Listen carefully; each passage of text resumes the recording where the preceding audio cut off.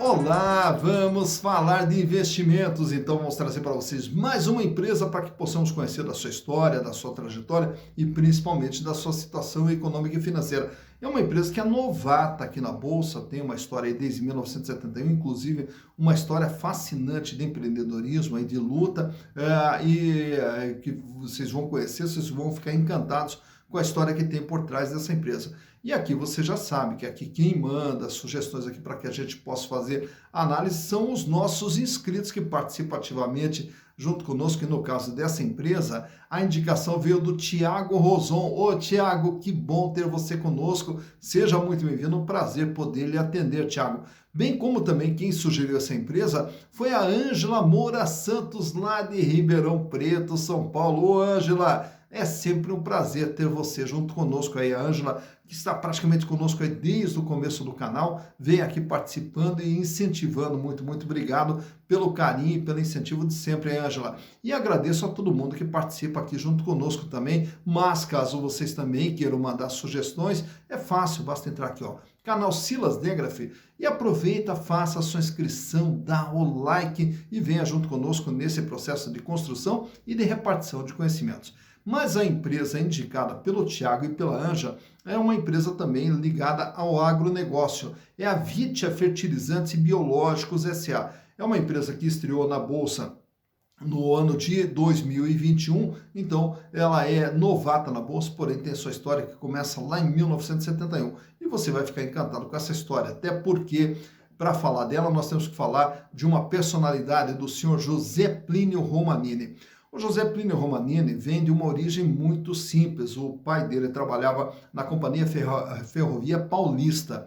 E aí, por trabalhar dentro de uma companhia ligada a ferrovias, a família literalmente morava dentro de um vagão de trem, né? E aí, a cada serviço, então, a família se deslocava para o local onde tinha que realizar o serviço e sempre morando dentro de um vagão de trem.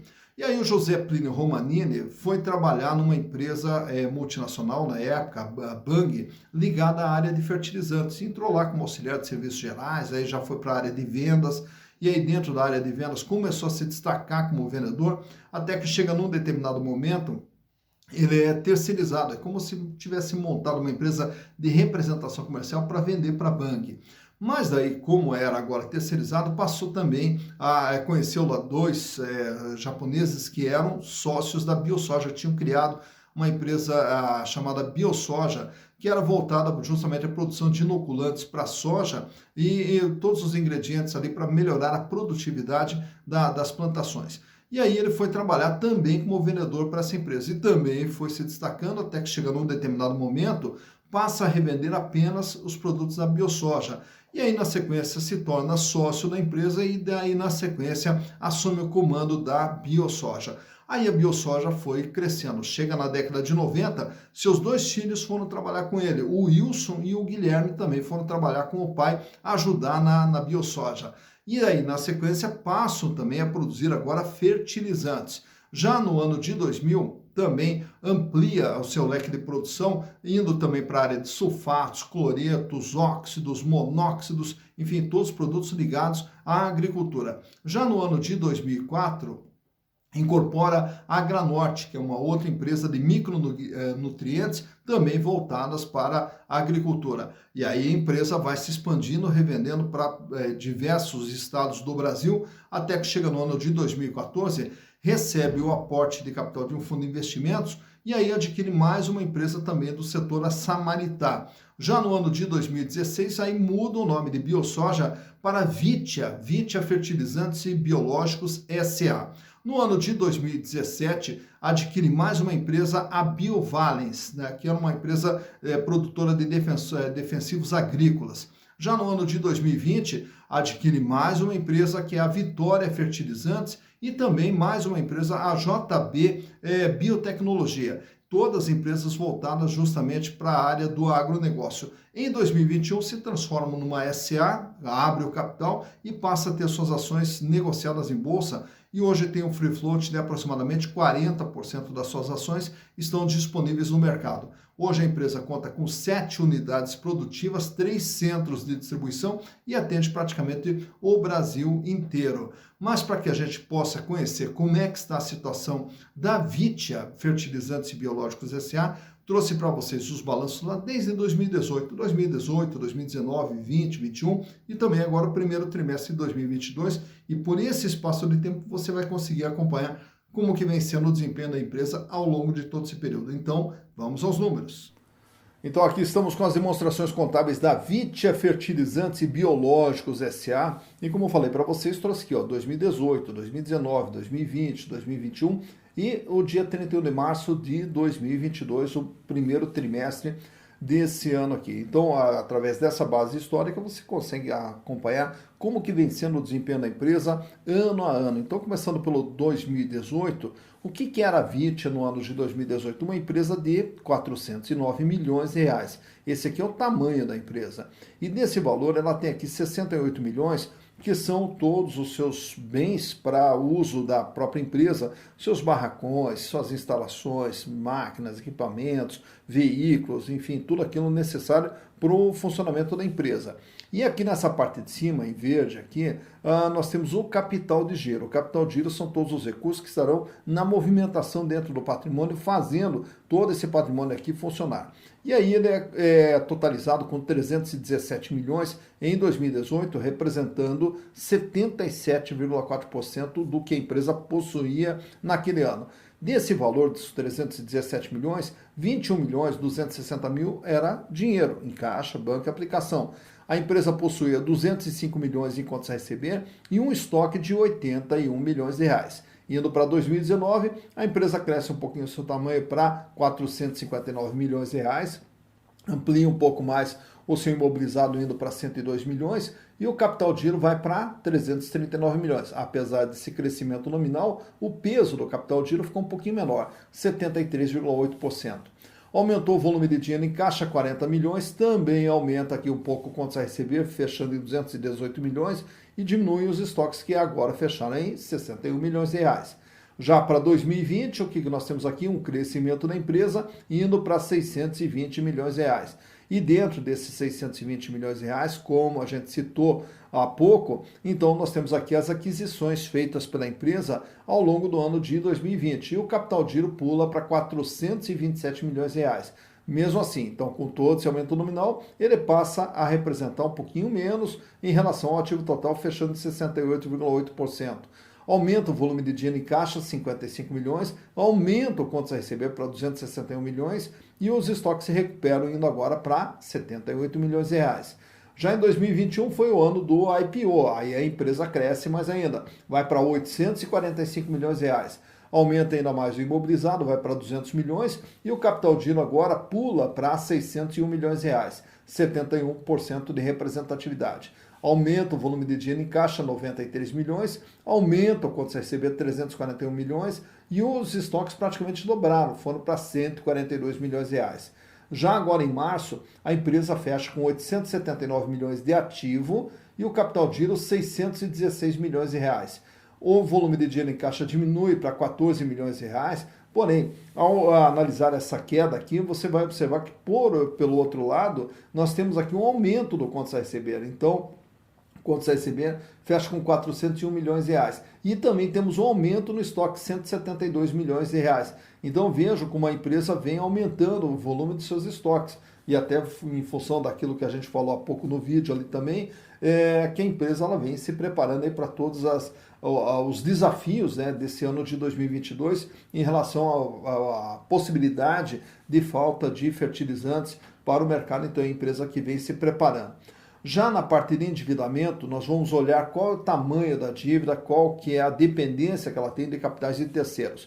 Em 2018, 239 milhões do que ela tinha era capital de terceiros, 58,4%. Tinha um capital próprio de 170 e um capital de terceiros de 239 milhões. Portanto, o tamanho da dívida, 58,4%. Já no ano seguinte, em 2019, a dívida aumenta para 241 milhões de reais, um pequeno aumento aqui em valor nominal, porém o peso da dívida agora fecha em 52%, diminui o peso da dívida em relação a 2018. Já para 2020, a dívida aumenta para 329 milhões de reais e o peso dela pula para 53, aumenta, né, 53 para 53,1%. No ano do IPO, em 2021, o endividamento sobe mais um pouquinho, 30 milhões de reais que subiu aqui, foi para 359 milhões de reais. Porém, o peso da dívida agora ficou menor, 42,6% até. Por quê? Porque o capital próprio agora passa a ter uma representatividade maior com o IPO. Então, com isso, de tudo que a empresa tem, ela deve 42,6%.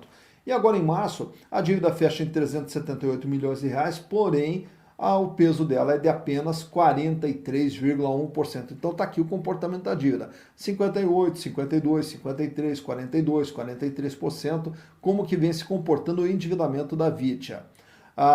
Já olhando aqui, a parte de geração de resultados, que é visto pela demonstração de resultados do exercício, a empresa faturou em 2018 452 milhões de reais. Em 2019, faturou 431, uma pequena queda aqui em relação a 2018. Já em 2020, aí o faturamento pula para 530 milhões de reais. Para 2021, pula para 778 milhões de reais. E agora, nos 3 primeiros meses do ano, já acumula 156 milhões de reais, projetando aqui, naturalmente, que nós vamos ter a questão de sazonalidade também, mas projetando por baixo aqui 600 a 700 milhões de faturamento para 2022. Tá? Mais importante do que o faturamento é essa linha de baixo. Qual é o lucro que a empresa tem? 44 milhões foi o lucro líquido em 2018, 58 milhões em 2019, 85 milhões em 2020, 107 milhões em 2021 e agora nos 3 primeiros meses do ano já acumula 37 milhões de lucro, projetando um lucro de pelo menos entre 150 e 160 milhões de reais para o ano de 2022. Também chama atenção aqui a regularidade que a empresa apresenta, olha só. O custo do produto vendido, 65, 64, 63,5, 63,5, 65,8. Ela vem mantendo uma regularidade nos custos dos seus produtos aqui. Tá? Então, com toda a inflação, nós estamos tendo aqui uma regularidade. A empresa consegue manter os seus custos, ou pelo menos repassar no preço de venda o aumento dos custos. E as despesas 19, 20, 17, 18, 22 também mantendo uma regularidade. E esse resultado operacional é a geração de caixa decorrente da atividade, não é ainda o EBITDA, porque teríamos que acrescentar aqui a depreciação e a amortização, mas ele já seria o EBIT da empresa. 68 milhões, 66, 100, 142 e agora nesses 3 primeiros meses do ano, 19 milhões de reais. Então está aqui o comportamento também dos resultados da Vitia. Olhando agora nesse quadro aqui, temos os índices de liquidez. Como é que está a capacidade de pagamento? Como é que a empresa está financeiramente? Lá em 2018, ela tinha uma liquidez geral, que é a capacidade de pagamento das dívidas de curto, médio e longo prazo, de 1,38. Aumenta para 1,44, retorna para 1,32, sobe para 1,74 e fecha agora em março com 1,71. Para cada R$1 de dívida que a empresa terá que pagar no curto, médio e longo prazo, ela já dispõe de R$1,71. Paga e sobra. Tranquila a situação financeira. Já no curto prazo, que é a liquidez corrente, mede o dia a dia da empresa. Então imagine que todo dia você vai pagar suas contas e aí você vai ver seu saldo bancário, vai ver se tem dinheiro ou não, tá? Se tem recursos ou não. Então no caso da empresa aqui é basicamente isso. Então para cada R$1 que ela tem que pagar, ela tem R$1,73 lá em 2018. Em 2019, 1,89, cai ali um pouquinho para 1,66, sobe para 1,95 e fecha agora em março com 1,91. Para cada R$1 de dívida, ela tem R$1,91. Paga e sobra bastante. Uma empresa que não tem problemas financeiros trabalha com folga financeira. Tá? Já no endividamento geral, nesse outro quadro, temos aqui o tamanho e o comportamento da dívida. A dívida sai com 58,4%, diminui um pouquinho para 52,6%, sobe para 53,1%, cai para 42,6%, até em função do IPO, e agora em março fecha com 43,1% praticamente. O tamanho da dívida de tudo aquilo que ela tem, ela deve 43%. Já nesse outro quadro são os índices de rentabilidade que medem qual é o ganho da empresa? Mas o ganho da empresa ele pode ser medido de diversas maneiras. A começar, quanto que ela ganha em relação ao que ela vende, que é a margem líquida. 9,76%, sobe para 13,4%, sobe para 16,2%, recua agora em 2021 para 13,8% e em 2022 vem trabalhando com uma margem de 24,1%. De tudo aquilo que ela vende, pagando custo, despesa, resultado financeiro, impostos, etc., sobra ainda líquido e limpo para a empresa 24,1%. A rentabilidade do ativo mede o que ela ganha em relação ao que foi investido dentro da empresa. No ano de 2018, 10,8%, sobe para 12,6%, sobe ali mais um pouquinho para 13,8%, e agora em 2021 fecha em 12,7%. Em relação a todo o investimento, a empresa ganhou 12,7%. E a rentabilidade do PL é a rentabilidade do acionista que já estava dentro da empresa nesses respectivos anos, até porque é medido com base no valor patrimonial. Em 2018, geraram um ganho de 25,9%. Aí na sequência, 26,6%. Em 2020, 29,5%. E em 2021, 22,2%. Ao ter as ações da Vitia, através dos lucros gerados pela empresa, os acionistas tiveram um ganho de 22,8%. Já nesse outro quadro, trazemos aqui os outros indicadores relacionados às ações, valor patrimonial da ação. Quanto que vale uma ação da Vitia? R$ 3,46. Tá? Por que esse R$ 3,46? Se pegarmos todo o patrimônio, dividimos entre todos os acionistas, caberá a cada ação o valor de R$ 3,46. Mas por quanto essa ação está sendo comercializada? Por R$ 9,21. Quer dizer, uma ação da Vitia, que vale R$ 3,46, é vendida por R$ 9,21, cotação essa do último dia 7 de julho, quando da gravação desse vídeo. E aí, naturalmente, vemos que ela é vendida por um valor bem maior do que o seu valor patrimonial, o que nos dá um PVP, preço por valor patrimonial, de R$ 2,60. Isso quer dizer, algo que vale 1 é vendido por R$ 2,60. Portanto, as ações da Vitia estão com um ágio de 160%. Lucro por ação. No ano de 2021, a empresa gerou um lucro de 77 centavos por ação, o que dá uma rentabilidade da ação de 8,36%. Como que é calculada essa rentabilidade da ação? É com base no valor atual. Ao comprar uma ação hoje da Vitia a R$ 9,21 e a empresa mantendo o seu volume de lucro 77 centavos por ação, o acionista terá ao final de um ano um ganho de 8,36%. No ano de 2021, que foi o primeiro ano do IPO, mesmo assim ela já distribuiu um pouquinho de dividendos, distribuiu 9 centavos de dividendos. Não tem aí no histórico de dividendos, porque o IPO foi no ano de 2021. E a relação PIR, preço barra lucro, fechou em 11,61. Ao comprar as ações da Vitia, os acionistas vão levar em torno de 11 anos e 61, praticamente entre 11 e 12 anos, para ter o retorno de seus investimentos através dos lucros gerados pela companhia. Já nesse outro quadro, trago para vocês aqui como que vem se comportando o valor das ações da Vitia desde o IPO. O IPO que foi feito lá em setembro de 2021, vai completar um ano ainda. Quando foi feito, as ações estavam sendo vendidas a R$ 9,64.